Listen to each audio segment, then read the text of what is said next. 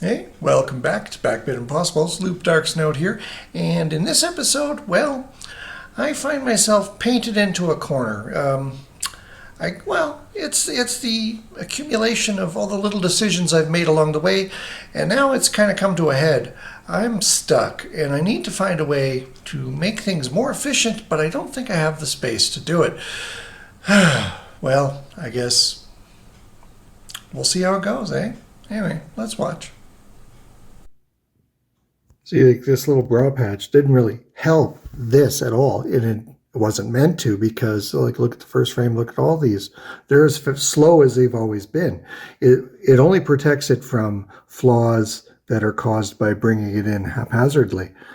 But the next idea, well, I might as well tell you what it is, because otherwise I'm going to forget, right? Right now it's 512 packed byte buffer. And whether or not it fills it all doesn't matter. Well, why not just use a K and forget that second nibble and so it's only doing the ones that matter. I think it's a little faster, because how often are both, like say the offset of 5 and then the offset of 133, how often are both of those changed in one frame? I don't know. But let's make it so only the ones that you need to do matter, and so therefore you need twice as much space to store it, and at the same time have a bigger bra protecting the background from stray, accesses. I had the packed color buffer was 100 or 512 bytes, which worked out because I made sure that the rollout accounted for that, but now it has the possibility of actually being more. But I got to keep track of three things now. The color RAM that we know it is, the color that the frame expects to have, and the changes, like the differences. Oh, and that was the other big thing. Because suppose you had one color that was a certain way, and on the next frame, it wasn't needed at all. So instead, it puts a bunch of yellows there. Well, previously it just went, oh, these were cyan, now they have to be yellow. So change. No. Yellow sometimes means yellow, yes. But most of the time, yellow means not referenced. So now I'm going to be a little smarter about this. And when it sees a yellow, it's going to check that character for the 1-1 bit pair. And if it doesn't find it, it's going to just happily leave that color block as is, and it won't bother switching that, because next time maybe it is cyan again, at which point cyan is already waiting for us. Efficiencies, way to improve things. And I am certain that, well, the first frame is always going to be a doozy. This is the worst one, so that's a good marker of how hard the job is.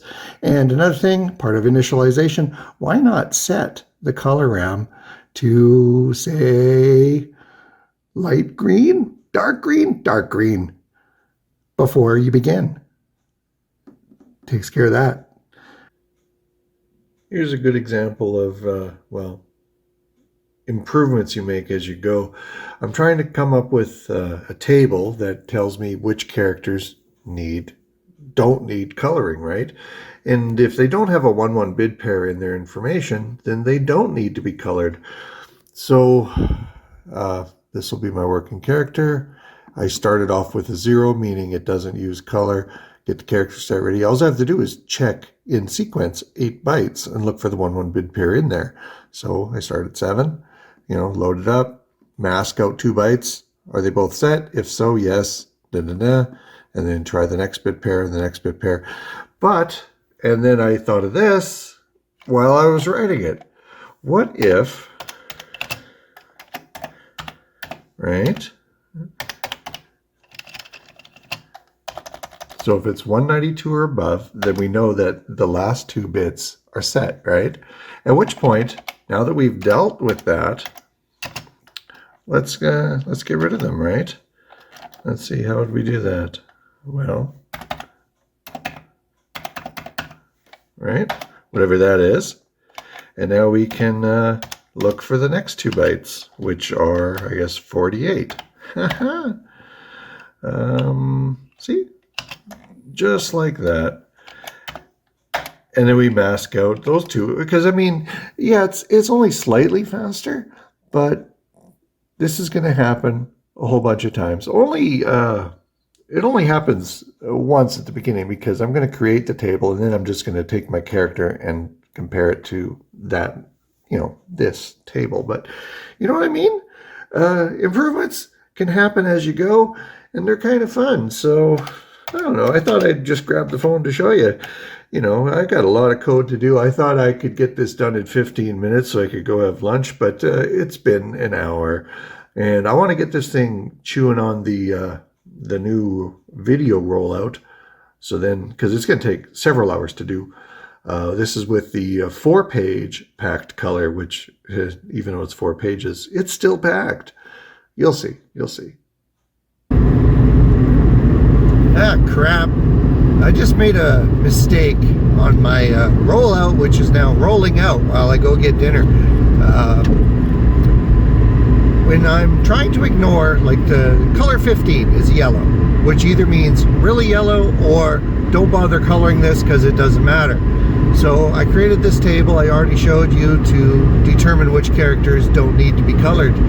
I did not take into account that I have 2 character sets now. Crap. So I've got to go back and fix that before, too many hours pass. So it's got to create 2 tables and check where on the color RAM it's actually trying to affect to know which of the 2 character sets table that it has to look up that character in. Yeah. Oh well. And I better turn quick or I'm going to be heading where I don't want to go. Made a note for myself when the rollout was done hours from now, but since I stopped it early, I thought I'd check anyways. Yeah, well, this is page, this is the 64th page. It shouldn't even get here. And look, this is finally getting to the FFs. And I've already checked this out. It goes as high as 6,500. So it's well over 1 kilobyte larger than it can be. And I don't even have these prepared. You see the question marks? Because I didn't put RTSs there because this was never meant to get saved to the BBT. So I'm panicking, right? But then I started looking around in memory, and 1000 is where, this is where the color buffer is. This is what it thinks the color RAM is. And I'm like, why are all those 8s there? Well, I screwed up in a good way because it compares that to what's at 1400, which is what the frame currently being displayed needs. And those Ds are a bunch of grass, right? That's 13. Those are green multicolors. But I realized because this, what is there or what you need does not match what it thinks color RAM has, so it writes everything, every frame. These 8s, that's a bug. That's me being bad. So the rollout overflowed because of this discrepancy. So yeah, I thought I could get this zing finished and then I can go eat. No, my pizza's getting cold, so this is going to have to wait. But luckily, because of that, there's a chance that, this down the road, there you can finally read it, might not be a problem after all. And that's important because, yeah, otherwise I'm kind of pooched. Ran a quick test. This is the first frame that overflows my 64 pages rollout. Initially, the very first frame did it because the background wasn't set to green, but now that it is, it postponed it a little bit. I thought I could avoid it altogether. I got to think about this one, but Fall Guys beckons. Oh, my level's about to start. Gotta go. See, the border just changed color. That's because the rollout exceeded 64 pages. And it's happening a lot in this video. So going with 4 pages instead of 2, like 1 color per byte instead of 2 colors packed, I kind of painted myself into a corner here. I'm going to have to make it work in a packed buffer of 512 bytes unless I come up with something clever to still make it work, which I think I've done the other day. Maybe I'll try it. I've been struggling with this bug. No matter what I was doing, the the table that says which characters use the color. Both for the upper and the lower character set, both tables said, yes, use the color for me for every single character. And I couldn't figure this out until, well, just a couple minutes ago. This is what I'm missing. And that goes right here.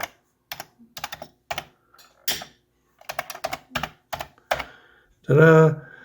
Because at the end of this, like, it's checking all 7 bytes, looking for the 1-1 bit pair, and if it does, then we make a 0-255, and then we skedaddle.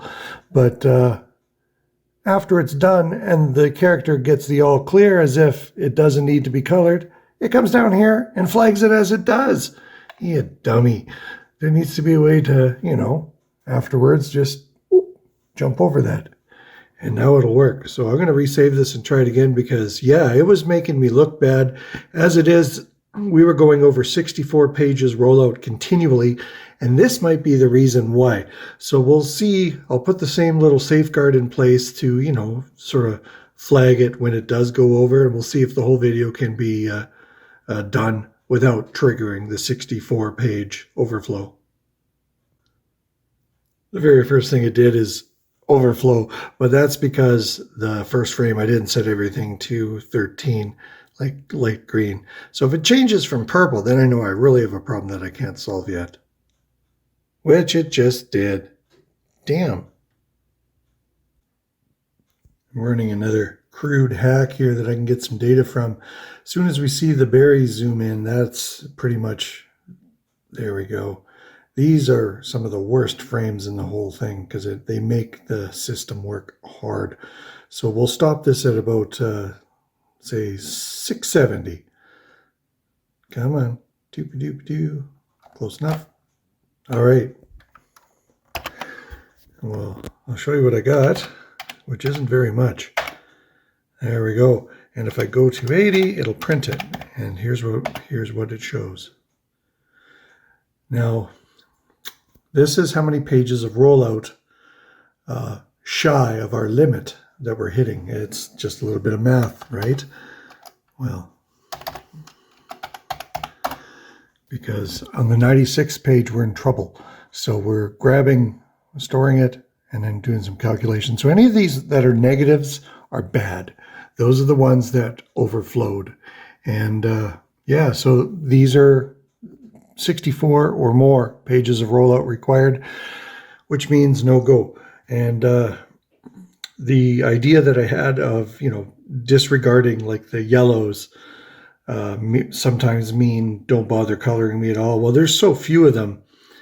This is an inevitable problem, but I'm still coming up with, or trying to come up with, a way to get that to work. I mean, I can always go back to the 512 bytes packed color, but then I'm back to the boobs problem where it might just be too slow because you can plot the first one and then you got to LSR 4 times to plot the second one. And that's assuming the second one is even needed, or the first one for that matter, because it would have to plot the first no matter what to get to the second. And I mean, I could make it so there are 3, just 3 frames per BBT fetch, at which point I can bump the color up to, well, not the color. I can make the character set a full 256 on each.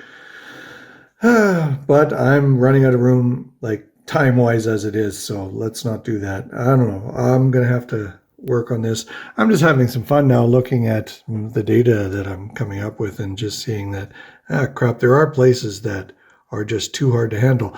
And here, part of the problem I think is they're so spaced out that it requires like a plot, an advance of 1, a plot, an advance of 2, a plot. That does not need to be like that, I'm sure, because in the end, you're putting down 1,000 bytes, which times 3 on the rollout is 3,000 into your data stream, which is why it's causing it to go over. When I had 512, no matter what, well, 512 times 3, right? What is that? 1536, no matter what. But that was calculated into the 64 pages that I allowed myself to have. So yeah, it's, you know what I mean. Oh man, I gotta keep working on this. Okay, here are the colors that need to be written every frame. Watch at the very beginning, there's a whole bunch of them. And then she pretty much disappears because only the changes happen after that. You can see her turning her head. Then you're going to see a big Gabu in a moment, for a moment, and then he'll back away.